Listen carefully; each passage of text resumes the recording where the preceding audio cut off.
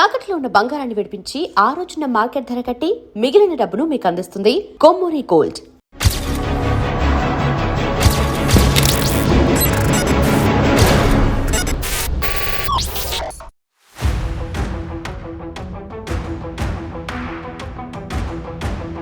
Welcome to I dream. ప్రస్తుతం మనం మహారాష్ట్ర చంద్రాపూర్ ఫారెస్ట్లో ఉన్నాం. చంద్రాపూర్ నుంచి వెనక్కి వెళ్తే గచ్చిరోలి మావోయిస్టు పార్టీకి పెట్టిన కోట. గతంలో మావోయిస్టు పార్టీలో పనిచేసి ఇటీవల మహారాష్ట్ర సీఎం గారి ముందు లొంగిపోయిన వారిని పరిచయం చేసే కార్యక్రమం కోసం ఐ డ్రీమ్ టీం ప్రత్యేకంగా గచ్చిరోలి వచ్చింది.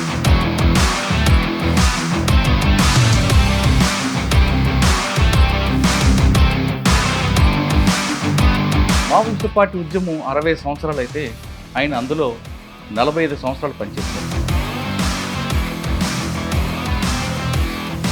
ప్రభుత్వం పిలుపు మేరకు మహారాష్ట్ర ముఖ్యమంత్రి గారి ముందు వచ్చి సరెండర్ అయ్యారు. ఆయనే ఈ వారం మన గెస్ట్. పేరు మల్లోచన వేణుగోపాల్ గారు అలియాస్ సోను దాదా.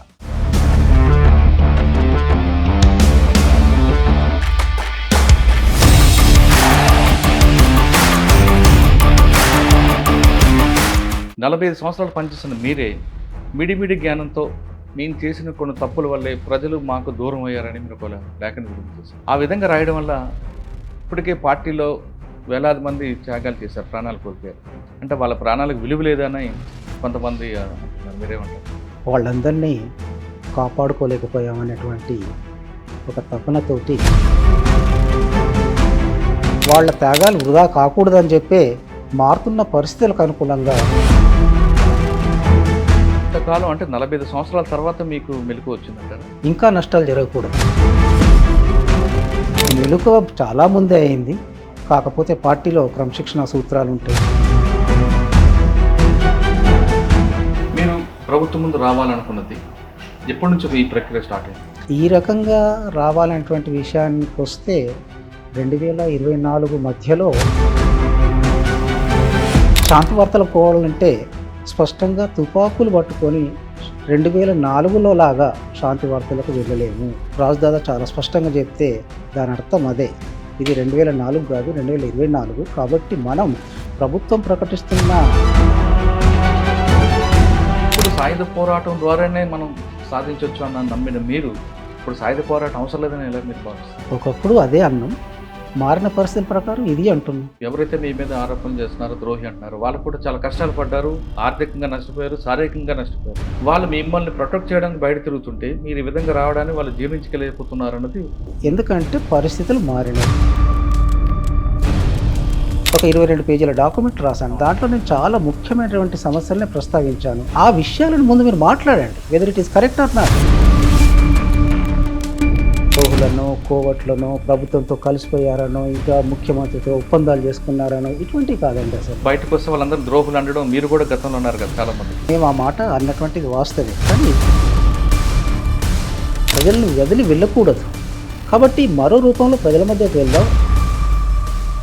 మీరు గతంలో ఇక్కడ ఉన్న ఒక కంపెనీ కోసం జల్ జంగల్ జమీన్ అన్న ఉద్యమం తీసుకొచ్చారు. కానీ మీరు బయటకు వచ్చాక అదే కంపెనీ మీకు బ్రాండ్ అంబాసిడర్ అనే పోస్ట్ ఇవ్వబోతుంది. మీరు దాన్ని ఏ విధంగా జీవించారు? వాళ్ళ ప్రయోజనాలు అయితే వాళ్ళు అనేకం చేస్తారు. మేము అది చెయ్యన్నా లేదా అనేది మేము ఆలోచించుకుంటాం కదండి. మా వైపు నుంచి వచ్చినప్పుడు అది తప్ప ఒప్ప అనేది అంతే తప్ప ఎవరు ఏమన్నారంటే దానికి how for I'm responsible for it. రక్త సంబంధం గొప్పదా, వర్గ సంబంధం గొప్పదా? రెండు వేరు కాదండి. ఆ వర్గానికి పని చెయ్యకుండా నిరోధించే రక్త సంబంధమే అయితే మనం తీర్చుకోవాల్సి వస్తుంది. కానీ మనకు జన్మనిచ్చిన తల్లిదండ్రులు ఒంటరిగా వాళ్ళు చేసి వాళ్ళ రోడ్డు మీద పెట్టి మనం ప్రజల కోసం వెళ్ళడం అనేది ఎంతవరకు కరెక్ట్? ఎంచుకున్నటువంటి విప్లవ మార్గం ఏతుందో ఈ మార్గం ఇక్కడ ఉన్నటువంటి రాజ్యానికి వ్యతిరేకమైంది కాబట్టి రాజ్యం యొక్క దీనికి గురి కాకుండా ఉండడం కోసమే అట్లుంటున్నాం తప్ప నిరంతరం మా గుండెల్లో మీరందరూ ఉంటారు. అక్కడున్న ప్రజల్లోనే అమ్మానాన్ని చూసుకుంటారు.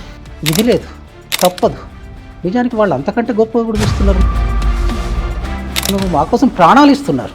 కానీ సాధారణంగా మీరు పుట్టిన కులంలో రోజుకి 2 సార్లు కనీసం 2 సార్లు స్నానం చేయాలి అని ఒక నిబంధనతో నియమనివ్వకుంటారు. కానీ మీరు అడవిలోకి వచ్చాక అవన్నీ సాధ్యం కావు కదా, మరి దాన్ని ఎలా మీరు?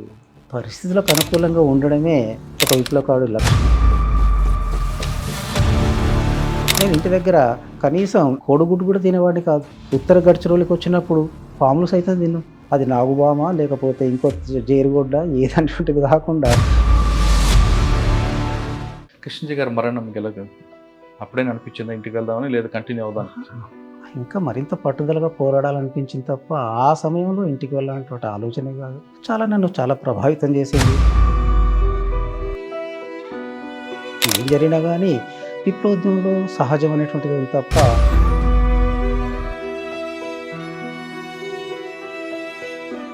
కోట్లాది రూపాయలు క్యాష్ ఉంటుంది, కేజీల కొద్ది బంగారు కూడా ఉంటుంది. మరి ఇవి కూడా ప్రభుత్వం దగ్గర తీసుకురాకుండా మీరు ఎందుకు అక్కడ ఇచ్చి వచ్చారు? ఆయుధాలతో పోరాడుకోకండి, పరిస్థితులు మారినాయి అని చెప్పి మేము ఆయుధాలు పట్టుకొని వచ్చినాం. మిగతా వాళ్ళకి అప్పగించవచ్చు. ఎంతవరకు ఇచ్చి వచ్చి ఉండొచ్చు? మళ్ళీ వస్తున్న రానేటువంటి గ్యారంటీ లేదు కాబట్టి ఇచ్చుకోవాలంటే మేము అంత ఇచ్చొచ్చినా అప్పటికి నా దగ్గర 6 కోట్లు 6 కిలోల బంగారం ఉండేది. అవన్నీ పార్టీకి అప్పగించి నేను ఓటు ఎవరవంతంగా పార్టీకి ఇచ్చారు. అటువంటి మీరు బయటకు వస్తే మిమ్మల్ని ద్రోహి అని ఎవరనంటే మీకు బాధ అనిపించదండి. ఎందుకంటే బాధపడడం ఎందుకు? కాబట్టి ఏంటంటే వాళ్ళందరికీ నాది ఒకటే విజ్ఞప్తి అండి, అసలు పార్టీ ఈ పరిస్థితికి ఎందుకు వచ్చింది, పార్టీ లోపాలేంటి, అసలు పార్టీ ఈ పరిస్థితికి ఎందుకు వచ్చింది అనేది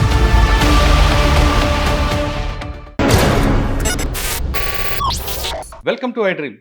గతంలో గ్రామాల్లో ఉన్న పరిస్థితుల ప్రభావం, లేదా కుల వ్యవస్థకి వ్యతిరేకంగా పోరాటం చేయాలనో, లేదా బడుగు బలహీన వర్గాలకి ముందంజ ఉండాలనో, లేదా శ్రామిక దోపిడీని అరికట్టాలనో కొంతమంది యువకులు అడుగుబాటు పట్టారు. అడవులకు వెళ్ళి కాలానికి వాళ్ళు వ్యతిరేకంగా, అంటే ఏ కాలమైనా సరే ఆ కష్టాన్ని అనుభవిస్తూ కుటుంబాలకు దూరంగా త్యాగాలు చేస్తూ వాళ్ళు చాలా కాలం అడవిలో పనిచేశారు. వాళ్ళు ఆ విధంగా పనిచేపట్టే ప్రభుత్వాలు కూడా కిందకు వచ్చి పేద ప్రజల కోసం మౌలిక సదుపాయాలు కల్పించడం కాకుండా చాలా కార్యక్రమాలు చేపట్టారు. ఆ విధంగా వెళ్ళిన వారు తర్వాత కొంతకాలం తర్వాత వ్యక్తిగత కారణాలతోనూ, లేదా పార్టీతో విభేదాలతోనూ, లేదా మరో ఇతర కారణాలతో బయటకు వస్తుంటారు. ఆ విధంగా పరిచయం చేసే వారిలో ఈ వారం మన గెస్ట్ మీకు ఎవ్వరికి కొత్తగా పరిచయం చేయలేని వ్యక్తి.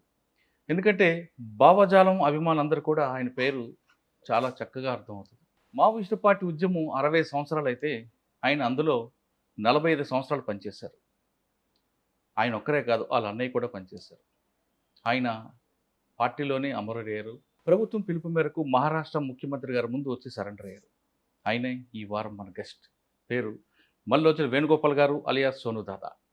సోనుదాదా అనగానే మహారాష్ట్ర కాదు, బస్తర్, అబుజ్మఠ్ అన్ని ప్రాంతాల్లో అందరికీ, గిరిజనులందరికీ ఆయన ఒక దేవుడు. ఆయన దాదాపు 45 సంవత్సరాల పార్టీలో ఉండి ఇటీవల మహారాష్ట్రలో గచ్చిరౌలిలో మహారాష్ట్ర సీఎం గారు దేవేంద్ర ఫడ్నవీస్ గారి ముందు తుపాకులతో సహా వచ్చి సరెండర్ అయ్యారు. ఇక్కడ మహారాష్ట్ర ప్రభుత్వం వాళ్ళకి కావాల్సిన సదుపాయాలు కల్పిస్తూ పునరావాస కేంద్రాల జాగ్రత్తగా చూసుకుంటుంది. ఆయన ఎందుకు పార్టీలో వెళ్ళారు, ఎందుకు వచ్చారు అనే విషయాన్ని అన్నని తెలుసుకుందాం. అన్న నమస్తే, మీకు స్వాగతం సుస్వాగతం. మీరు జనజీవన స్రవంతిని అన్నగానే జంగల్ నుండి మళ్ళీ మీరు బయట ప్రపంచకు వచ్చారు. ఒక విధంగా చెప్పాలంటే జంగిల్ టు కాంక్రీట్ జంగిల్లోకి వచ్చారు. మీరు ఎందుకు వెళ్ళారు, ఎందుకు వచ్చారు అంటే, బ్రాహ్మణ కుటుంబంలో పుట్టిన మీరు, మడితో ఉన్న మీరు, శుభ్రంగా స్నానం చేయకుండా ఉండలేని మీరు ఎందుకు వెళ్ళారు? మీరే కాదు, మీ అన్నయ్య కూడా వెళ్ళారు. వెళ్ళి దాదాపు 45 సంవత్సరాల పార్టీలో పనిచేశారు. 45 సంవత్సరాలు పనిచేసిన మీరే మిడిమిడి జ్ఞానంతో మేము చేసిన కొన్ని తప్పుల వల్లే ప్రజలు మాకు దూరం అయ్యారని మీరు ఒక లేఖను విడుదల చేశారు. ఆ విధంగా రాయడం వల్ల ఇప్పటికే పార్టీలో వేలాది మంది త్యాగాలు చేశారు, ప్రాణాలు కోల్పోయారు. అంటే వాళ్ళ ప్రాణాలకు విలువ లేదని కొంతమంది అంటున్నారు. మీరేమంటారు? వాళ్ళందరినీ కాపాడుకోలేకపోయామనేటువంటి ఒక తపనతోటి, వాళ్ళందరినీ రక్షించుకోలేకపోయామనేటువంటి ఒక అపరాధ భావనతోటే ఆ రకంగా రాయాల్సి వచ్చింది. వాస్తవంగా ప్రపంచాన్ని, దేశాన్ని, మారుతున్న పరిస్థితుల్ని సవ్యంగా అర్థం చేసుకోగలిగి ఉంటే విప్లవోద్యమంలో త్యాగాలు చేయడం అనివార్యం. త్యాగాల్ని శంకించడం లేదు, త్యాగాల్ని ఎత్తిపడుతున్నాం. వాళ్ళ త్యాగాలు వృధా కాకూడదని చెప్పే మారుతున్న పరిస్థితులకు అనుకూలంగా మనము మారాలని చెప్పి ఆలోచించి ఆ రకంగా రాయడం జరిగింది. అంటే ఇంతకాలం, అంటే 45 సంవత్సరాల తర్వాత మీకు మెలకు వచ్చిందంటారా? అంటే ఇప్పటికే చాలా జరగాల్సిన నష్టం అంతా జరిగిపోయింది కదా. ఇంకా నష్టాలు జరగకూడదని, జరిగే నష్టాలు జరిగిపోయాయి. జరిగిన నష్టాల నుంచి గుణపాఠాలు తీసుకుందాం, మరిన్ని నష్టాలని అరికడదాం. మనం భవిష్యత్తులో ఇలాంటి నష్టాలకు అవకాశం లేకుండా ఉండడం కోసమే ఆ రకంగా రాయాల్సి వచ్చింది. మెలకువ ఎప్పుడయింది అనేటువంటి విషయానికి వస్తే, మెలకువ చాలా ముందే అయింది. పార్టీలో క్రమశిక్షణ సూత్రాలు ఉంటాయి. ఆ సూత్రాల ప్రకారం ఎవరైనా ఈవెన్ ఇంక్లూడింగ్ జనరల్ సెక్రటరీ కూడా వాటికి అతీతులు గారు, వాటి ప్రకారం నడుచుకోవాల్సి వస్తుంది. నేను గత 22 సంవత్సరాల నుంచి పార్టీలో మారుతున్న పరిస్థితులు, మేము అవలంబిస్తున్న పద్ధతులు వీటన్నిటి మీద చర్చిస్తూ నా అభిప్రాయాల్ని పార్టీ కమిటీ ముందు ఉంచుతూ వస్తున్నాను. అందులో భాగంగానే ఈ నిర్ణయం. మీరు ప్రభుత్వం ముందు రావాలనుకున్నది ఎప్పటి నుంచి ఈ ప్రక్రియ స్టార్ట్ అయింది? వాస్తవానికి ఈ రకంగా రావాలనేటువంటి విషయానికి వస్తే 2024 మధ్యలో మీకు తెలుసు అనుకుంటా, మా సిఆర్బి మెంబర్ ఉదయ్ ఆయన, నేను సిఆర్బి ఇన్ఛార్జ్ని కాబట్టి నాకు ఉత్తరం రాస్తూ శాంతి వార్తలకు మళ్ళీ మనం ప్రయత్నం చేయకూడదా అనే ఒక ప్రశ్నను నా ముందుకు తీసుకొచ్చు. నేను నా తోటి సిఆర్బి మెంబర్స్ రాజుదాదా, కోసదాదా, రామ్దేర్ వీళ్ళ ముందు ఆ ప్రశ్న నుంచే వాళ్ళు మనం శాంతి వార్తలు పోవాలంటే స్పష్టంగా తుపాకులు పట్టుకొని 2004లో లాగా శాంతి వార్తలకు వెళ్ళలేము.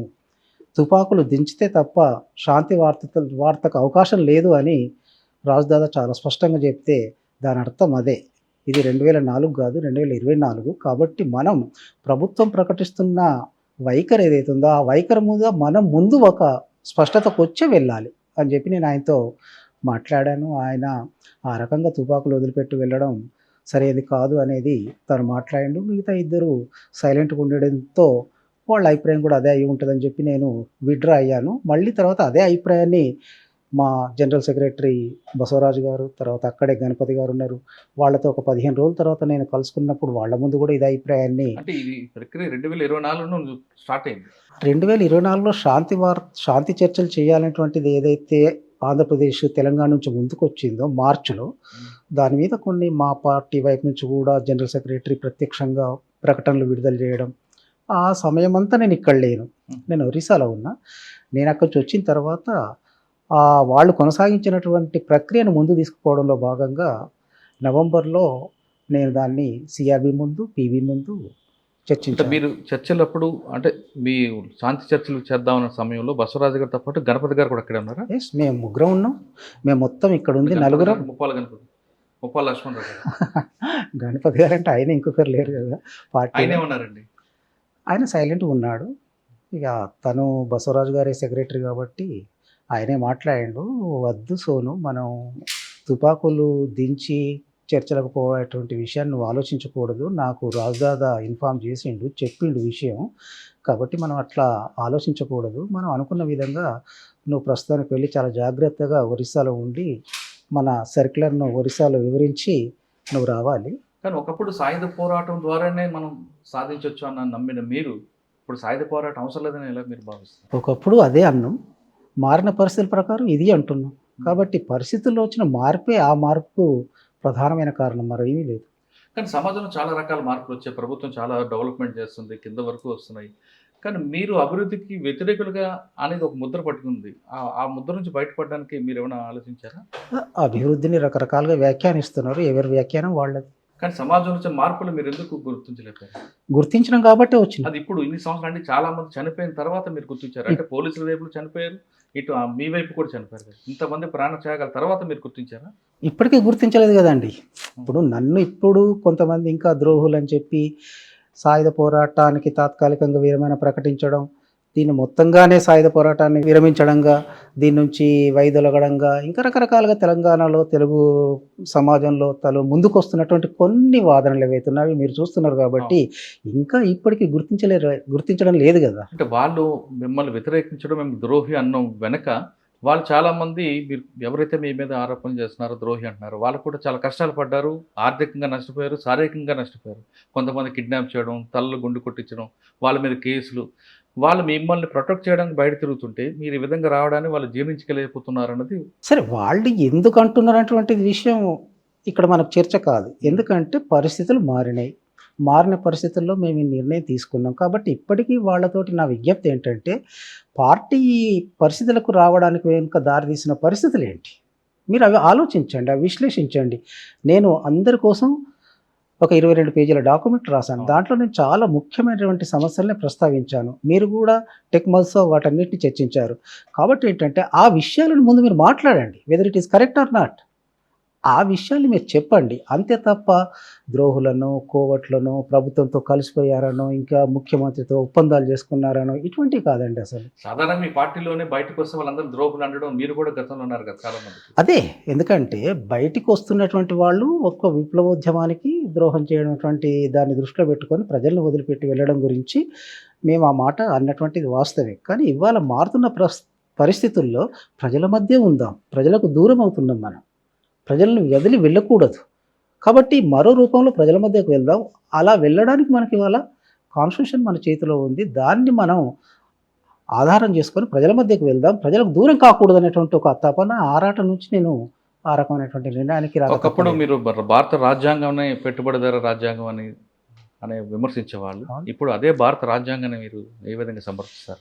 అవును. భారత రాజ్యాంగంలో పేర్కొన్నటువంటి అనేక విషయాలు ఉన్నాయి. వాటి అమలు కోసం ఎందుకంటే భారత రాజ్యాంగం ప్రియాంబుల్ మీరు చూసిండ్రు. సోషలిస్టిక్ ప్యాటర్న్ ఆఫ్ సొసైటీ అని చెప్పి దాంట్లోనే చెప్పారు.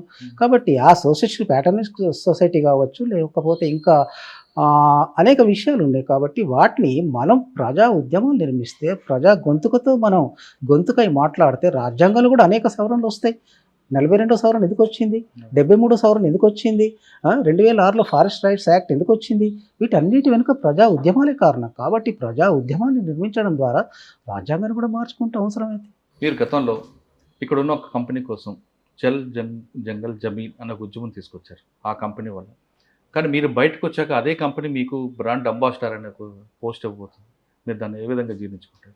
ఒక్క ఆ కంపెనీ వాళ్ళే కాదండి. ఆ కంపెనీ వాళ్ళు నాకు ఇవ్వాలని చెప్పి వాళ్ళు అనుకున్నారు కావచ్చు. అది వాళ్ళ నిర్ణయం. తర్వాత కేంద్ర మంత్రి అఠవాలే ఇమ్మీడియట్గా మా పార్టీలో జైన్ గార్డ్ అని ఒక పిలిపించిండు. అక్కడ మా రూపేష్ గారికి పవన్ కళ్యాణ్ గారు నమస్తే అన్న, లాల్ సలాం అన్న అని ఒక మెసేజ్ పెట్టి.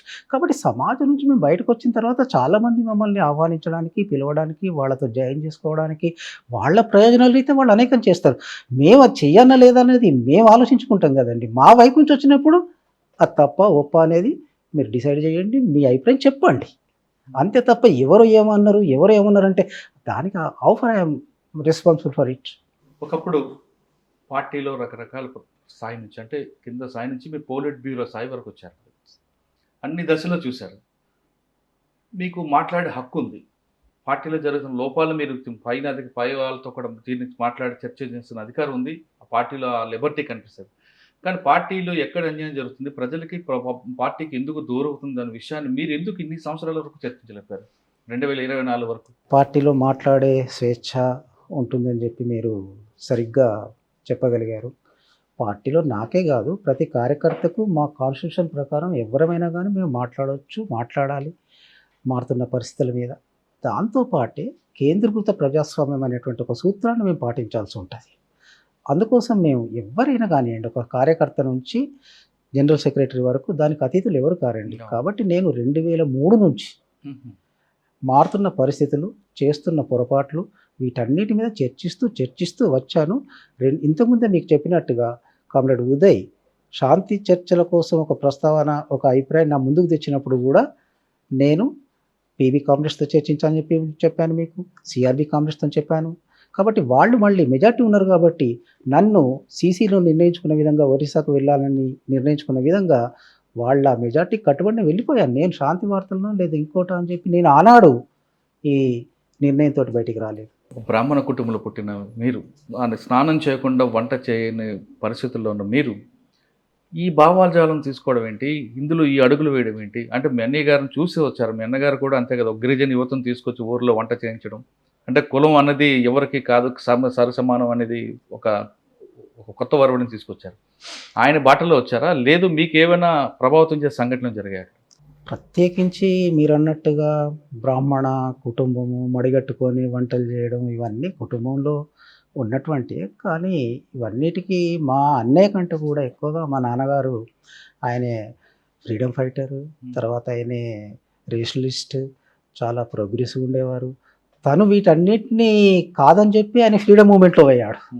కాబట్టి కుటుంబంలో కూడా మాతో చాలా ఒక ఫ్రెండ్గా మాతో చాలా విషయాలు చర్చిస్తూ ఉండేవాడు. అటువంటి కుటుంబంలో పుట్టిన నేను ఈ మడిగట్టడం కానివ్వండి, లేదా ఇంకా భగవంతుని పూజించడం కానివ్వండి, అవన్నీ అమ్మ వ్యవహారాలు.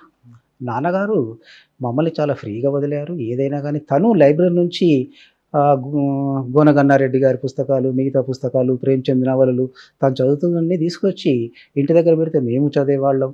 వాళ్ళతోటి మేము ప్రభావితం, ఆ నవలల ద్వారా మేము ప్రభావితం అనేటువంటిది ఉంది.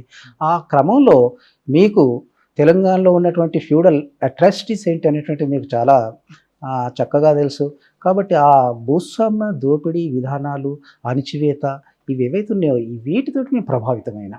కాబట్టి ఆ క్రమంలో మా అన్నయ్య కూడా ఈ ఉద్యమానికి నాయకత్వం వహిస్తూ విద్యార్థి సంఘం నిర్మాణంలో ఆయనే భాగస్వాములు కావడంతో తెలంగాణలో కానివ్వండి, మిగతా ఆంధ్రప్రదేశ్లో కానివ్వండి, రాడికల్ విద్యార్థి సంఘం యొక్క ప్రభావం ఎంత తీవ్రంగా ఉందో మీకు తెలుసు. అందులో నేను సభ్యుడినయ్యాను. అందులో నేను మా ప్రాంతంలో నాయకత్వం వహించాను. ఆ క్రమంలో నేను ఒక విప్లవకారుడిగా రూపాంతరం చెందాను. కానీ సాధారణంగా మీరు పుట్టిన కులంలో రోజుకి 2 సార్లు, కనీసం 2 సార్లు స్నానం చేయాలి అని ఒక నియమ నిబంధనతో ఉంటారు. కానీ మీరు అడవిలోకి వచ్చాక అవన్నీ సాధ్యం కావు కదా, మరి దాన్ని ఎలాగ మీరు? పరిస్థితులకు అనుకూలంగా ఉండడమే ఒక విప్లవకారుడి లక్షణం. నాకు ఇదే కావాలి, నాకు అదే కావాలని మేము ఎప్పుడూ కోరుకోలేదు. కోరుకుంటుంది సంభవం, సాధ్యం కూడా కాదు. అందుకోసం ఏంటంటే నేను ఇంటి దగ్గర ఏమున్నా, నేను ఇంటి దగ్గర కనీసం కోడిగుడ్డు కూడా తినేవాడిని కాదు. కానీ అడవిలోకి వచ్చిన తర్వాత ప్రజల మధ్య పనిచేస్తున్నప్పుడు, ఉత్తర గడ్చిరోలికి వచ్చినప్పుడు పాములు సైతం తిన్నాం. అది నాగుబామ లేకపోతే ఇంకో జేరుగొడ్డ ఏదన్నటువంటిది కాకుండా ప్రజలు ఏం తీసుకొచ్చిన వాళ్ళు తింటున్నది పరమాణంలో మాకు పెడుతున్నప్పుడు వాటిని అన్నిటిని తీసుకోవడమే మా విధి. మా ప్రజల్ని గౌరవించడం, ఆకలి తీర్చుకోవడం. కానీ మీరు రాసిన 22 పేజీల లెటర్లో నేను కులం కాబట్టి, ఆ కులం కాబట్టి స్నానం చేస్తున్నానని కొంతమంది నన్ను అపహాస్యం చేశారన్నది వాస్తవాన్ని? ఎందుకంటే ఇవన్నీ సాధారణంగా జరుగుతుంటాయి. ఎందుకంటే ఒక ఫ్రెండ్లీగా ఉన్నటువంటి వాతావరణంలో దాన్నే ప్రధానం చేసుకునేటువంటిది కాదు. కానీ కొంతమంది చూపులు ఉంటుంటాయి. అవకాశం ఉన్నప్పుడు స్నానం చేస్తా, చేయాలని ప్రోత్సహిస్తా. మా దళంలో ఉన్నటువంటి ప్రతి వాళ్ళని చేయాలని చెప్పి నేను ప్రోత్సహిస్తా. నేను మా పార్టీలో ఒక కోటా సిస్టమ్ ఉంటుంది. ఆ కోటా ప్రకారం మంత్లీ ఒక సబ్బు ఇవ్వాలన్నటువంటిది ఉంటుంది. నేను మా దళంలో 2 సబ్బులు కూడా అలాట్ చేసేది. ఎందుకంటే శుభ్రత చాలా అవసరం ఎవరికైనా. కానీ పార్టీ వద్దనదు, మార్క్సిజం వద్దనదు శుభ్రంగా ఉండడం. మేము ప్రజలకు పోయి ఏం చెప్తాం? శుభ్రంగా ఉండండి అని చెప్తాం. వాళ్ళకి చెప్పే ముందు మేము ఉండాలి కదా. కాబట్టి అందులో భాగంగానే తప్ప మరొకటి కాదండి. దాన్ని ఎవరో కొద్దిమంది చూస్తున్నప్పుడు, కొంత ఫ్రెండ్లీగా ఉన్నప్పుడు ఇట్లా చూడడం ద్వారా ఆ చూపులు అర్థమవుతుంది. సార్, మీరు అన్నయ్య గారు మీ కిషన్జీ దాంట్లో వచ్చారు లోపలికి అంటున్నారు. కిషన్జీ గారు మరణం గెలగ అప్పుడైనా అనిపించిందా ఇంటికి వెళ్దామని, లేదా కంటిన్యూ అవుదాం? ఇంకా మరింత పట్టుదలగా పోరాడాలనిపించింది తప్ప ఆ సమయంలో ఇంటికి వెళ్ళాలనేటువంటి ఆలోచనే కాదు. నన్ను చాలా ప్రభావితం చేసింది. జీవితంలో నేను విప్లవ ఉద్యమంలోకి వచ్చిన తర్వాత 82లో అడవిలోకి వచ్చిన తర్వాత 2011 వరకు అసలు నాకు ఏం జరిగినా కానీ విప్లవోద్యమంలో సహజం అనేటువంటిది ఉంది తప్ప ఆ 3 రోజులు నేను అసలు కోలుకోలేకపోయాను. నా కంటికి దుఃఖం రావడం బహుశా అదే మొదటిసారి. కిషన్జీ గారు మరణం మనందరికి కూడా, మనం హిందువులం కానీ ఎవరికైనా రక్త సంబంధం గొప్పదా, వర్గ సంబంధం గొప్పదా అని అడుగుతుంటాను. మీలాంటి వాళ్ళందరికీ నేను ఎక్కువగా అడిగేది క్వశ్చన్ అది. రక్త సంబంధం గొప్పదా, వర్గ సంబంధం గొప్పదా? మీకు అదే క్వశ్చన్ అడుగుతున్నామో చెప్పండి. 2 వేరు కాదండి. ఎందుకంటే రక్త సంబంధం, వర్గ సంబంధం అనేటువంటిది బొమ్మ బొరుస లాంటివి. ఎందుకంటే మేము ఆ వర్గం నుంచి వచ్చినాం. మాది కూడా ఒక పీడిత వర్గమే. పీడకులు అని చెప్పి కేవలం కొద్ది మందిని మాత్రమే 0.11% మాత్రమే ఉన్నారండి. 99% పీడితులండి దేశంలో. కాబట్టి ఆ వర్గం కోసం కాబట్టి మేము వచ్చినాము. అందులో రక్త సంబంధమైన, వర్గ సంబంధమైన మాలాంటి వాళ్ళకైతే ఒకటే. అందుకోసం దాన్ని విడదీసి చూడాల్సినటువంటి అవసరం లేదు. ఒక సందర్భంలో, ప్రత్యేకమైన సందర్భంలో మార్క్స్ కమ్యూనిస్ట్ ప్రణాళికలో ఆ విషయాన్ని పేర్కొన్నాడండి. ఎందుకంటే ఒక వర్గం కోసం పనిచేస్తున్నప్పుడు ఆ వర్గానికి పని చేయకుండా నిరోధించే రక్త సంబంధమే అయితే మనం తీర్చుకోవాల్సి వస్తుంది. కానీ మనకు జన్మనిచ్చిన తల్లిదండ్రులు ఒంటరిగా వాళ్ళు చేసి వాళ్ళ రోడ్డు మీద పెట్టి మనం ప్రజల కోసం వెళ్ళడం అనేది ఎంతవరకు కరెక్ట్ అంటారు? అంటే వాళ్ళకి ఒక చివరి దశ వచ్చాక నాకు కొడుకున్నాడు, ఆ కొడుకు దగ్గర ఉండాలి అని ఆ తల్లికి కోరుకుంటుంది కదా, తండ్రికి కోరుకుంటుంది కదా. అది తీర్చే బాధ్యత మనకు ఉంటుందా? వాళ్ళ దగ్గర ఉండాలి, వాళ్ళతో కలిసి ఉండాలి. కాకపోతే ఉండనిస్తా కదా. సమస్య ఎక్కడండి? ఇప్పుడు వాళ్లకు దూరం అయిపోయి నిన్ననే ఇక్కడి నుంచి నేను ఇంటర్వ్యూ నుంచి వెళ్ళిన మా అక్క చనిపోయిందనే వార్త వచ్చిందండి. కాబట్టి ఎవరమైనా కానీ అమ్మతో, నాన్నతో, బంధువులతో, మిత్రులతో గడపాలని ఉంటుంది, వాళ్ళతో ఉండాలని ఉంటుంది. కాకపోతే మేము ఎంచుకున్నటువంటి విప్లవ మార్గం ఏదుందో, ఈ మార్గం ఇక్కడ ఉన్నటువంటి రాజ్యానికి వ్యతిరేకమైంది కాబట్టి, రాజ్యం యొక్క దీనికి గురి కాకుండా ఉండడం కోసమే అట్లుంటున్నాం తప్ప, నిరంతరం మా గుండెల్లో మీరందరూ ఉంటారు. అక్కడున్న ప్రజల్లోనే అమ్మా నాన్న చూసుకుంటారా? విధి లేదు, తప్పదు. నిజానికి వాళ్ళు అంతకంటే గొప్పగా కూడా చూస్తున్నారు, మమ్మల్ని ఆదరిస్తున్నారు, కాపాడుకుంటున్నారు, మా కోసం ప్రాణాలు ఇస్తున్నారు. వాళ్ళు నిజంగా చూడండి, ఇప్పుడు ఎవరైనా వచ్చి మమ్మల్ని కలవాలా, కుటుంబీకుల్ని ఎవరైనా కలవాలనుకుంటే తర్వాత మాకేమైనా అవుతుందా అనే ఆందోళన వాళ్ళ నుంచి వ్యక్తం అవుతుంటుంది. నా తోబుట్టువులు కానివ్వండి, బంధువులు కానివ్వండి, ఈవెన్ నేను బయటకు వచ్చిన తర్వాత చాలా కాలం వరకు ఫోన్ చేయడానికి భయపడరండి. అదే మరి నేను ఇంతకాలం పనిచేసిన ప్రజలు భయపడలేదు. అంటే మీకు ఒక అవకాశం ఉంది, ప్రజల్లో మీ అమ్మా నాన్నగారు చూసుకుంటారు, కానీ మీకు జన్మనిచ్చిన తల్లిదండ్రులకి లేరు కదా. మీరు నా కొడుకు ఎక్కడో అడవులు ఉన్నాడు అని చూస్తారు తప్ప, మీరు రాక కోసం వాళ్ళు పాపం చివరి దశ వరకు ఉంటుంటారు. కొంతమంది కొడుకు మాట వినాలని తహతలాడుతుంటారు. అందులో మా అమ్మ కూడా ఉన్నారు, మీ అమ్మగారు ఉన్నారు. అవును. ఇప్పటికీ అజ్ఞాతులు ఉన్న చాలా మంది తల్లిదండ్రులు కుటుంబాలు బయటకు చూస్తుంటారు, వాళ్ళు ఎప్పుడు వస్తారా ఎప్పుడు వస్తారా. అవును. తిప్పిరి తిరుపతి గారి అన్నగారి కూతురు నేను బయటకు వచ్చిన తర్వాత నాతో ఫోన్లో మాట్లాడింది. మా పెదనాన్నకి ఈ విషయాలన్నీ తెలుసా అని చెప్పి తిప్పిరి తిరుపతి గారి అన్నగారి కూతురు నాతో మాట్లాడింది. తెలుసమ్మా అని చెప్పి నేను ఆమెతో చాలాసేపు మాట్లాడాను. వాళ్ళందరూ రావాలని చెప్పి మేము కూడా కోరుకుంటున్నాం, వాళ్ళ మధ్యన ఉండాలని చెప్పి కోరుకుంటున్నాం. కేవలం పరిస్థితులు అండి, వాళ్ళకు కానివ్వండి మాకు కానివ్వండి మధ్యలో ఒక బ్యారికేడ్ లాగా ఉన్నటువంటి పరిస్థితులు. ఆ పరిస్థితులు లేకపోతే మేమందరిలాగానే ఉంటాం, మేము మానవాతీతులం కాదు కదండి. తిప్పరి తిరుపతి అలియాస్ దేవ్జీ మీరు చివరిసారికి ఎప్పుడు చూసారు, ఎప్పుడు కలిసారు? నేను ఆయనతో చాలా కాలం పనిచేశాను. ఆయనే ముందు వచ్చినప్పుడు నేను ఆయనకు డీసీగా వ్యవహరించాను, సిరోంచులో ఆయన పనిచేసినప్పుడు. నేను ఆయన చివరిసారిగా అంటే జస్ట్ 2024 ఆగస్టు 13 జూలై 10 నుంచి ఆగస్టు 13 వరకు మేము కలిసి ఉన్నాం. సర్క్యులర్ రాసుకున్నాం. ఆ సర్క్యులర్ని అక్కడ ఉన్నటువంటి మా సీసీ మెంబర్స్తో చర్చించినాం. అప్పుడు మేమంతా 4 పీబీ మెంబర్లం, 5 సీసీ మెంబర్లు, 9 మంది కలిసి ఉన్నాం. ఆగస్టు 13 అట్లా విడిపోయినట్టు. 2024. ఓకే. అప్పుడేం చర్చలు వచ్చిందా మనం బయటకు వెళ్దాం అనే విషయాన్ని? అప్పుడు రాలేదండి, ఎందుకంటే మేము ఒక సర్క్యులర్ను కొత్త రాసుకున్నాం. దాంట్లో మా లోపాలన్నీ ఇప్పుడు నేను 22 పేజీల్లో పేర్కొన్న లోపాలన్నీ ఆ సర్క్యులర్ ఆధారంగానే పేర్కొన్నానండి. అంటే అప్పటికి బసవరాజన్ సార్ కూడా ఉన్నారు. 4 పీబీ మెంబర్స్ ఉన్నాం మేము, 4 పీబీ మెంబర్స్ ఉన్నాం. ఇది ఎక్కడ జరిగింది? మాడ్లో.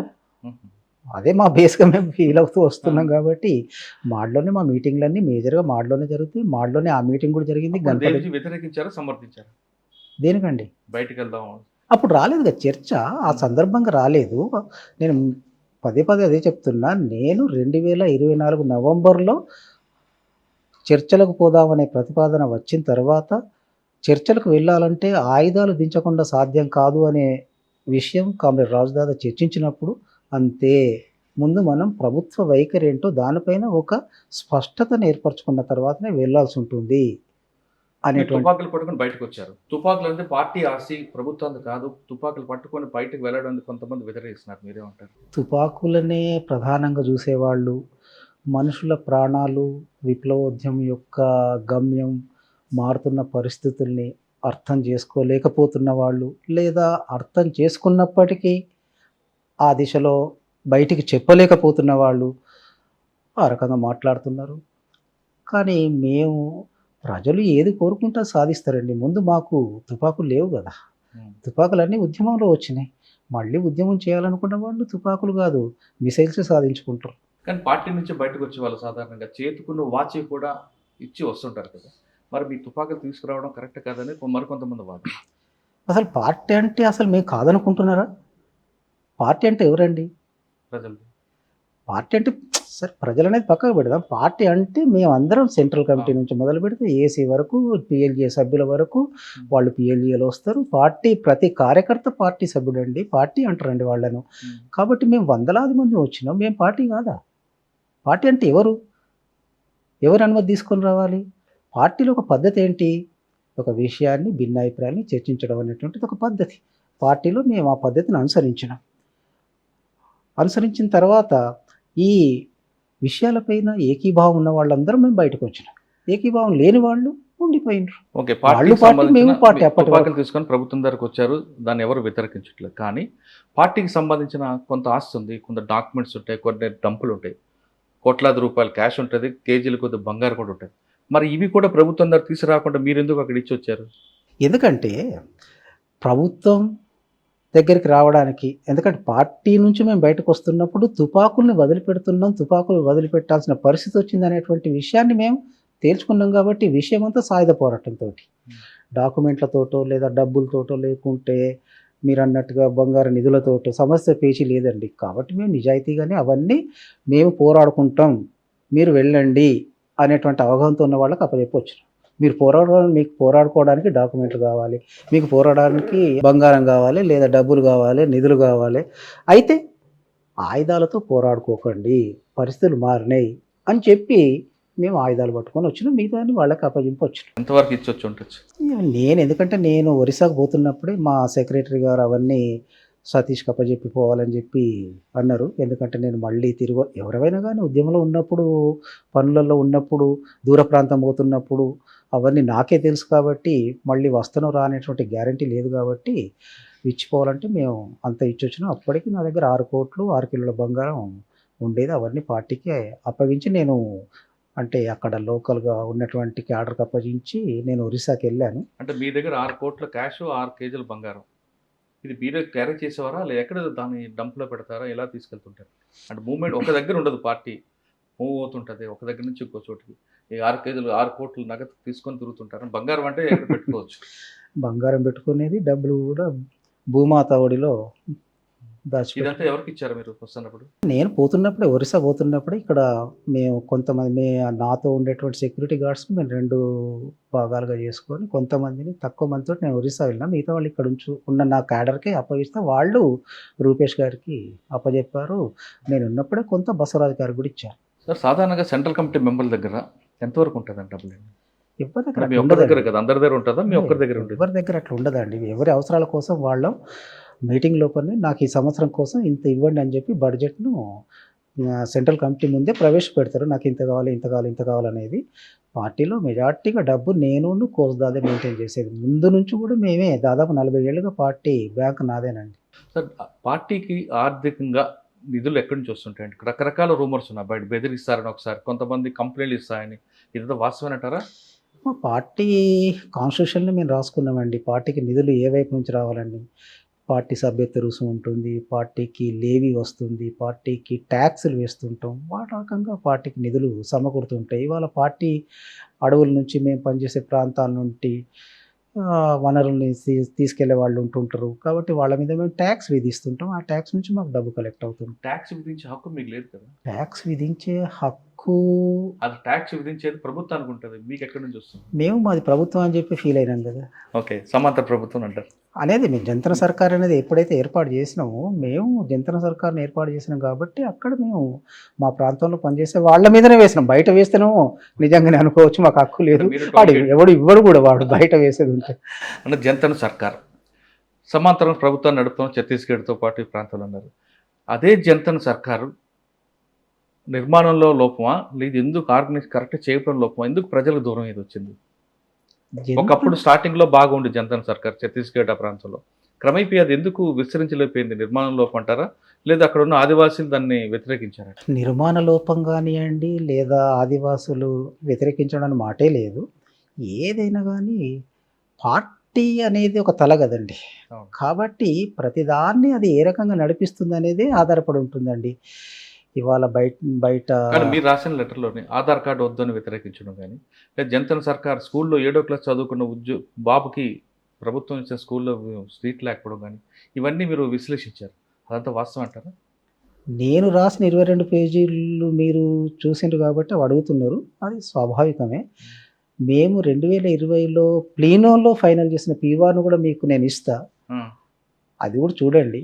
రేషన్ కార్డులతో సహా వ్యతిరేకించడం దాంట్లో రాసుకున్నామండి. నేను చెప్పింది ఒక్కటి కూడా నా బుర్రలో పుట్టింది కాదు. కానీ ప్రభుత్వంలో కొంతమంది అధికారుల మీద బలవంతంగా రాయించారనేది ఒక ఆరోపణ. అందుకే అంటున్నా కదండి, 2020 ప్లీనోలో జరిగిన రివ్యూ మీకు ఇస్తాను. నేను అప్పుడు ప్రభుత్వంతో కానీ అధికారులతో కానీ నాతో రాయించా కానీ ఇవన్నీ ఏవి ఉండవు. నేను సీసీ రివ్యూ చేసిన పీఆర్ మీకు ఇస్తా, డీకేహెచ్ఎస్సి రివ్యూ చేసిన పీఓఆర్ మీకు ఇస్తా, అవన్నీ అందుబాటులో ఉన్నాయి, బయట నెట్లో ఉన్నాయి, వివిధ సోర్సుల ద్వారా వాళ్ళకి బయటికి వెళ్ళినాయి. మేమంతా పార్టీలో ఉండంగానే అవన్నీ బయటికి వెళ్ళినావు. వాటన్నిటికీ ఆధారాలు ఉన్నాయండి. ఏదో గాలి వాటు కబుర్లుగా నేను అవి చెప్పింది కాదు, అవన్నీ రాసింది కాదు. మేము చాలా కానీ పొరపాట్లు కుటుంబానికి చేశామండి. దూరంగా ఉండి చాలా మీరు మీ జీవితంలో సగంగా పూర్తి యవ్వనవంతంగా పార్టీకి ఇచ్చారు. అటువంటి మీరు బయటకు వస్తే మిమ్మల్ని ద్రోహి అని ఎవరైనా అంటే మీకు బాధ అనిపించదా? బాధ అనిపించదండి. ఎందుకంటే బాధపడడం ఎందుకు? నేను నిన్నటి వరకు ఒకళ్ళని అన్నా కదా ద్రోహి అని చెప్పి. పార్టీ నుంచి వెళ్ళిపోయిన వాళ్ళని ద్రోహి అని చెప్పి నేను అన్నవాడినే. అయితే ఆనాడు ఉన్నటువంటి పరిస్థితుల్లో మేము ఆనాడు ఉన్నటువంటి మా అవగాహన ప్రకారం ఆ రకంగా మాట్లాడింది వాస్తవమే. ఇవాళ నేను బయటకు వచ్చిన తర్వాత ద్రోహి అని చెప్పి అంటున్నారు. కాబట్టి నేను వాళ్ళకి చేసే విజ్ఞప్తి ఏంటంటే, ఈ పరిస్థితి ఎందుకు వచ్చింది?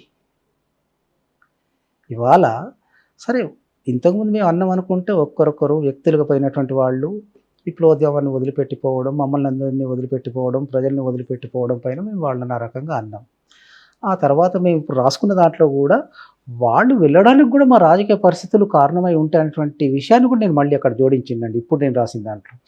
కాబట్టి ఏంటంటే వాళ్ళందరికీ నాది ఒకటే విజ్ఞప్తి అండి. అసలు పార్టీ ఈ పరిస్థితికి ఎందుకు వచ్చింది? పార్టీ లోపాలేంటి? నా యవ్వనాన్నంత కాదు, నా జీవితాన్ని చాలా వరకు పార్టీ కోసం విప్లవోద్యమం కోసం చాలా మంది కూడా ఇచ్చారు కదా త్యాగం అదే చేశారు. వచ్చారు, ఇంకా వస్తున్నారు కదండి. అవును. ఇప్పుడు నిన్నగాక మొన్న దమ్తర నుంచి ఒక 10 మంది వచ్చారండి. కాబట్టి ఇప్పటికి అది కొనసాగుతూనే ఉంది. అసలు పార్టీ ఈ స్థితికి ఎందుకు చేరిందనేది మీరు ఆలోచిస్తారా? నన్ను ద్రోహి అని, కోవట్ అని, ఫడ్నవీస్తో సంబంధాలు ఉన్నాయని, ఇంకెవరితో సంబంధాలు ఉన్నాయని చెప్పి నిందించుకుంటూ కూర్చుంటారా? కావాల్సింది ఏంటండి? కాబట్టి అసలు పార్టీ ఈ పరిస్థితికి ఎందుకు వచ్చింది అనేది దయచేసి మీరు ఆలోచించండి, దయచేసి మీరు విశ్లేషించండి, విషయాన్ని విశ్లేషించి ప్రజల ముందు పెట్టండి. అది నేను వాళ్ళను కోరుకునేది, వాళ్ళకు విజ్ఞప్తి చేసేది. సార్ 1969 నుంచి తీసుకుంటే ఉద్యమం శ్రీకాకుళం అంటే ముందు లక్షల బరి నుంచి శ్రీకాకుళం రైతాంగ పోరాటం, తర్వాత ఉత్తర తెలంగాణ, నల్లమల, రాయలసీమ ఇవన్నీ ప్రాంతాలు విసిరించింది. ఓ ఎర్ర జెండా అనేది 16 రాష్ట్రాల పండిన పార్టీ. అప్పుడు ప్రజలకు ఎదుర్కొన్న సమస్యలు మీరు గుర్తించేవారు, ప్రజలు కూడా మిమ్మల్ని గౌరవించేవారు. ఆ సతి నుండి ఈ సతికి రావడానికి కారణం మీరు అబుజ్మడ్ ఏరియాలోని పూర్తిగా ఫిక్స్ అయిపోవడం, ఇదే ప్రపంచం అనుకుని మీరు ఉండిపోవడం వల్లే మిగతా చుట్టుపక్కల మైదాన ప్రాంత ప్రజలందరూ మీకు దూరం అయ్యారు. ప్లస్ ఇక్కడ జరుగుతున్న సమస్యలను పక్కన పెట్టి కేవలం ఆదివాసీలే మీకు ప్రాణం అంటూ ఉండబట్టి ఈ పరిస్థితి వచ్చిందన్నది. అవన్నీ పైకి కనపడుతున్నటువంటి విషయాలండి. కానీ వాస్తవంగా అంతరంగికంగా జరుగుతున్నటువంటి పరిణామాలు, విషయాలు, చర్చలు వేరండి. ఎందుకంటే మీకు ఒక ఉదాహరణ చెప్తానండి. తెలంగాణ నుంచి బలగాలను ఎప్పుడు రిక్రూట్ చేసుకున్నాం మేము? వెనక్కి ఎప్పుడు పిలుచుకున్నాం? డీకే అన్నాడు ఒక రేర్ ఏరియాగా ఉంది కాబట్టి మేము తెలంగాణ నుంచి బలగాలను ఎప్పుడు వెనక్కి తీసుకున్నాం? 2003లో. మాధవ్ అమరత్వంతో 2005లో ఆంధ్రప్రదేశ్ అంతా మొత్తం దెబ్బతినిపోయింది. ఆ తర్వాత వస్తే ఉత్తర ఛత్తీస్గఢ్లో 2005 నాటికే దెబ్బతినిపోయింది. బెంగాల్లో కిషన్జీ అమరత్వంతో 2011లో దెబ్బతినిపోయింది.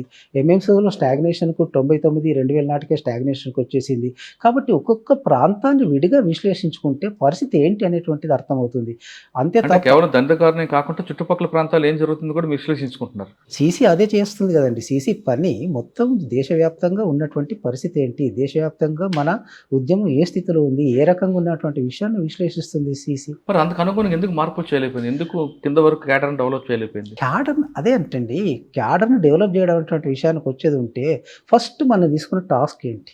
బలాబలాలను విశ్లేషించుకోవడం, దానిపై ఆధారపడి ఉంటుంది. కాబట్టి మేము అనుసరించిన పద్ధతులు నేను ప్రధానంగా చెప్తుంది 2000 తర్వాత నుంచి, పిఎల్జీ ఏర్పడిన తర్వాత నుంచి మేము సైనిక కర్తవ్యాలపైన ప్రధానంగా ఫోకస్ చేసినాం, సైనిక కర్తవ్యాలపైన మేము ప్రధానంగా కేంద్రీకరించినాం. అది మేము చేసిన తప్పిదామని చెప్పి నేను చెప్తున్నా కదండి. అంటే ఒకప్పుడు పార్టీ ఐడియాలజీ దగ్గర ముందుకు వెళ్ళిన పార్టీ, చాలామంది చదువుకున్న వారు వచ్చిన పార్టీ క్రమేపీ తగ్గిపోవడం ఒకటి. 2 మావోయిస్టు పార్టీ, నక్సల్స్ పార్టీ అంటే కేవలం తుపాకీతో ఫైట్ చేయడం వరకే పరిమితం అయిందనేది, దాడులు, రెద్దాడి దీనికే అవుతుంది తప్ప మిగతా దాన్ని ముందుకు వెళ్ళలేదనేది బయట అంటుంటారు. బయట అంటున్నారని కాదండి, చాలామంది నిజంగా జస్ట్ నాకు ఆ సందర్భం గుర్తులేదు కానీ హరగోపాల్ గారు కూడా 2018-19లో ఒక వేదికపై మాట్లాడండి. గతంలో చాలా సమస్యలు తీసుకునేది వీళ్ళు, ఇప్పుడు కేవలం మిలిటరీ పైన ఏదో అంబేద్కర్ గారే ముందు ఏదో మాట్లాడిన సందర్భంలో చెబుతూ ఆయన అన్నారండి. ఇంకా కొన్ని వ్యాసాలలో టంకశాల అశోక్ గారు మిగతా వాళ్ళంతా వాళ్ళు కూడా రాస్తున్నటువంటి సందర్భాలు ఉన్నాయి. చాలామంది మమ్మల్ని మీరు గాడి తప్పుతున్నారని చెప్పి విప్లవ క్యాంపును, విప్లవ శిబిరాన్ని వాళ్ళకు తోచిన సలహాలు, తర్వాత అభిప్రాయాలు వాళ్ళు వ్యక్తం చేస్తున్నటువంటి సందర్భాలు మేము అపహాస్యం చేస్తూ వచ్చాం తప్ప వాటి నుంచి నేర్చుకునే ప్రయత్నం చేయలేదండి. మీరు అంటున్నది కరెక్ట్. ఇప్పుడు నేను 22 పేజీల డాక్యుమెంట్లో అదే రాశానండి. మాకు సాయుధ క్యాడర్ తప్ప పార్టీ లేదు ప్రజల్లో. రహస్య పార్టీ ఏదైతే ఉండాలో అది లేదండి. అది నేను చేసిన మిస్టేక్. సార్ చాలా మంది జనజీవన స్రవంతిలోకి వచ్చామంటుంటారు. చాలా అంటే మీరు అన్నారే లేదు కానీ కొంతమంది అంటుంటారు. మరి అడవిలో ఉన్న ఆదివాసుల జనం కదా? ఆ రకంగా ఎందుకంటే ఇప్పుడు మనం ఏ రకంగా వ్యాఖ్యానించుకుంటాం అనేది ఉందండి. ఎందుకంటే ఒక పరిమితమైనటువంటి ప్రజలకే కేవలం ఆదివాసులు భారతదేశ జనాభాలో 8.4% ఉన్నారు. అందులో మేము ఈ ఆదివాసుల్లో అంటే కూడా కేవలం మళ్ళీ రోడ్ సైడ్ గ్రామాలలో లేము, పట్టణాలలో లేము, అడవులకు మూల ప్రాంతాలకే మేము పరిమితం ఉన్నాం. కాబట్టి చాలా చిన్న ప్రాంతాల్లో ఉన్నటువంటి ప్రజలకే మేము పరిమితం ఉన్నాం. కాబట్టి విశాల ప్రజల్లోకి వెళుదాం, అనేక సెక్షన్ల మధ్యలోకి వెళుదాం. మనం స్వయంకృత అపరాధాలతోటి మనం ఇక్కడికి పరిమితమైనాం. కాబట్టి వీటి నుంచి బయటపడడానికి మనం విశాల ప్రజల్లోకి వెళ్ళడానికి కొత్త మార్గాలను అన్వేషిస్తామని చెప్పేదే మేము చెప్తున్నటువంటిది. వాళ్ళు ప్రజలు కాదు, వీళ్ళే ప్రజలు, ఆ రకమైన డిమార్కేషన్ అది సరైనది కాదు. సార్ మీరు వచ్చిన తర్వాత వరుసగా పార్టీకి నష్టాలు జరుగుతూనే ఉన్నాయండి. అంటే మీ ద్వారా కాకపోయినా ఏదో రకంగా గవర్నమెంట్ చూస్తుంది. ఆపరేషన్ కగార్ అనేది కూడా మార్చ్ 31 చేస్తుంది. దీని తర్వాత పార్టీ ఉంటుందంటారా?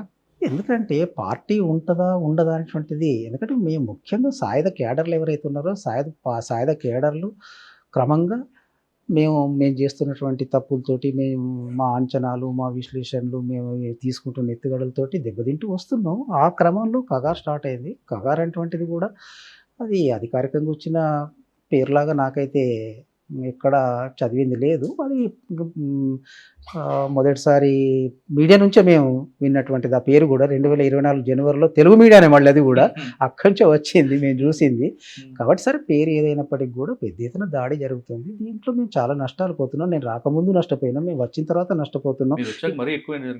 అంటే నేను రాకముందే బసవరాజు గారు అమరులయ్యారు. కాబట్టి ఆ తర్వాత కూడా జరుగుతున్నాయి. ఇప్పటికీ నేను ఇప్పుడు వచ్చే ముందు కూడా ఒక వీడియో చూసొచ్చాను. దాంట్లో పౌరకుల నాయకులు ఎవరో వారు దీని మీద విశ్లేషిస్తూ మాట్లాడుతున్నారు. కాబట్టి అది కొనసాగుతుందండి. అందుకోసం ఏంటంటే పార్టీ లేకుండా సైన్యం నిలబడడం కానీ, సైన్యం ఉండడం కానీ సాధ్యం కాదండి. కానీ పార్టీలో మిలిటరీకి సంబంధించిన వరకు హిడ్మా ఎన్కౌంటర్, తర్వాత బసరా ఇంకొక వ్యక్తి ఉంటారు, ఆయన కూడా లొంగిపోవడం, అరెస్ట్ అవడం, ఇవన్నీ కూడా పార్టీకి మిలిటరీకి దెబ్బ కొడుతుందా కొట్టదా? ఎందుకంటే ముందే చాలా దెబ్బతినిపోయినాం కదండి. ఎందుకంటే పార్టీలో జనరల్ సెక్రటరీ అమరుడు కావడం అనేది చాలా పెద్ద తీవ్రమైనటువంటి. ఊహించారంటే అవుతుంది అలాగని నేనైతే ఊహించిందండి. ఆయనతో అన్నాను నేను నవంబర్ 18 నాడు కలిసినప్పుడు ఆయనతో, మమ్మల్ని అందరినీ మనం అనుకున్న విధంగా వెళ్ళాలని చెప్పి అంటున్నావు దాదా, మరి నువ్వెక్కడ ఉంటావు? నీకు ఇక్కడ అసలు గ్యారంటీ ఏముంది? ఇక్కడ ఉండలేం కదా.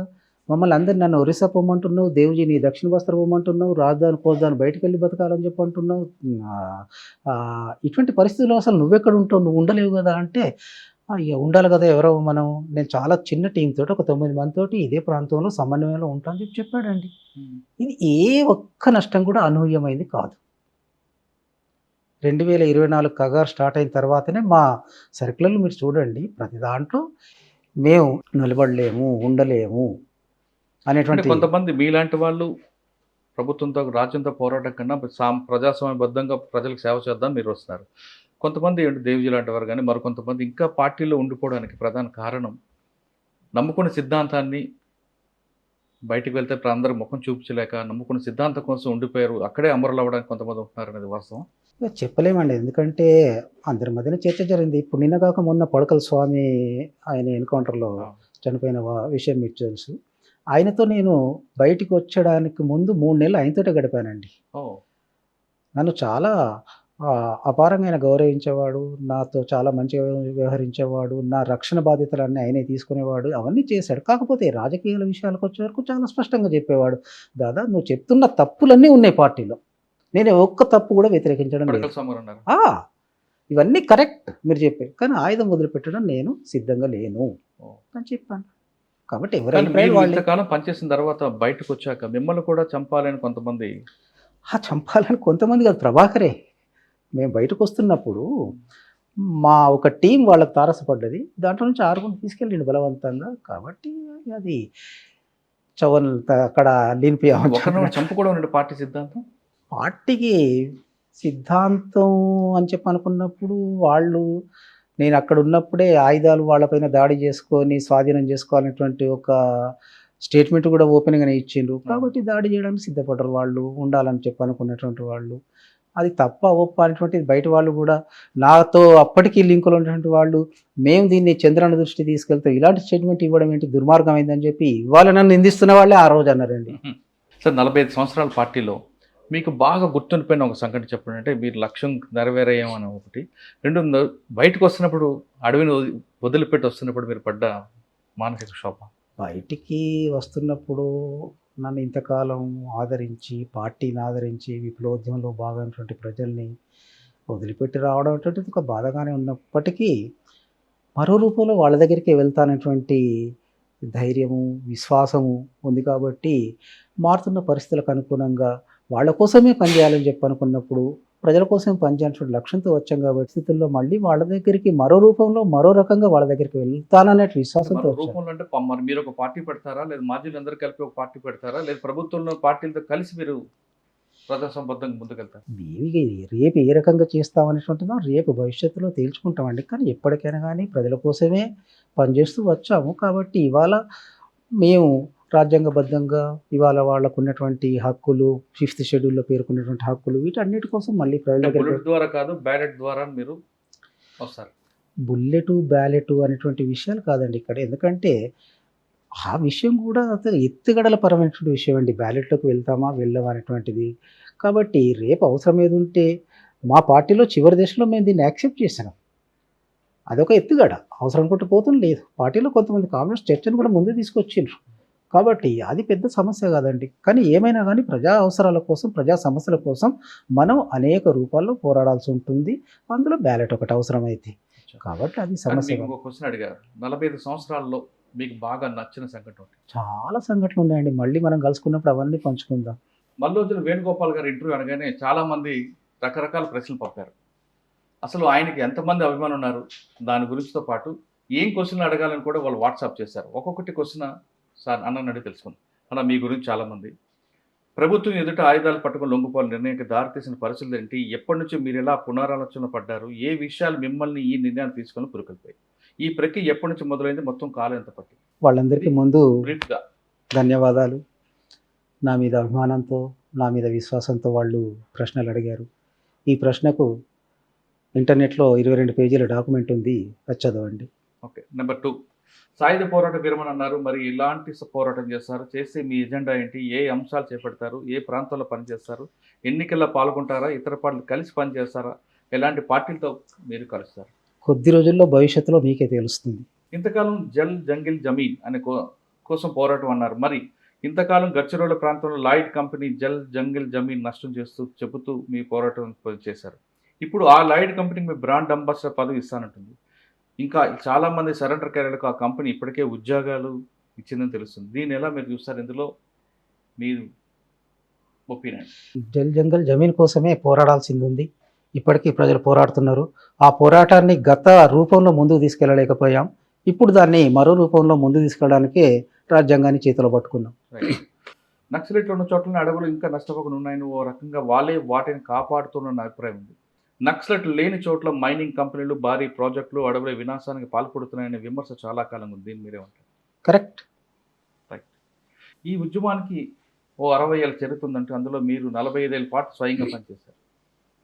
పోలిట్ బ్యూరో స్థాయికి వచ్చారు. అలాంటిది మీరు చేసుకున్న విమర్శల్లో మిడిమిడి జ్ఞానంతో పనిచేశామని, ఇంకా చాలా తప్పులు చేశామని రాశారు.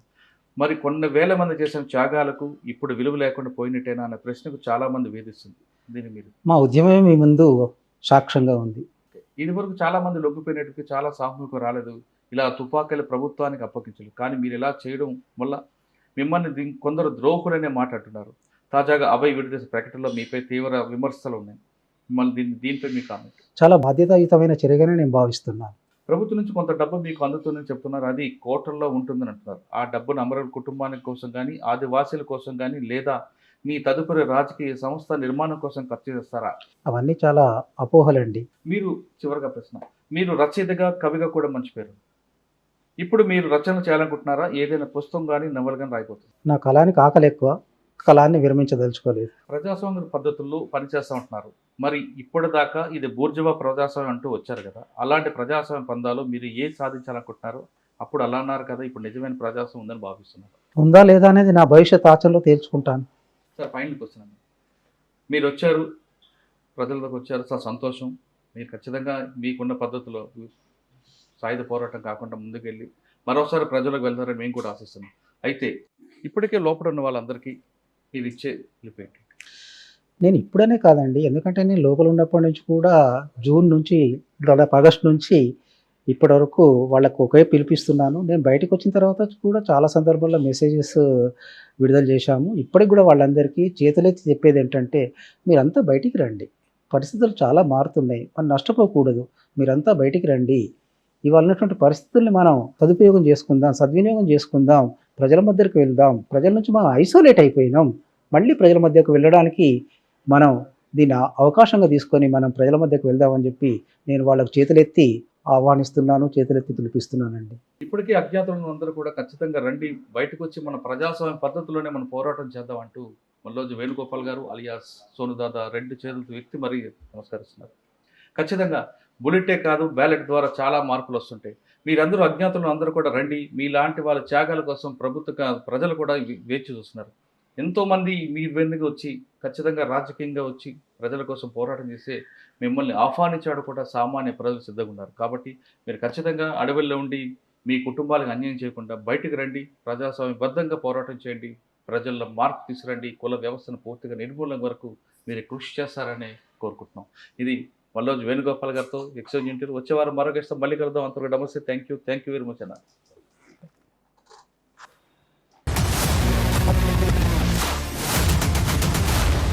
iDreams, this police diaries is something very, very valuable towards that.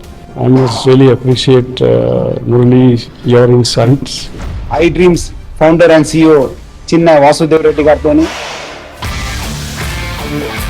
Muralidhar crime stories చాలా ఫేమస్ అయిపోయినాయి. Gautam Savan garu and Satyanar sir. Well done. I congratulate him for doing so well, and I congratulate him his boss also. So well.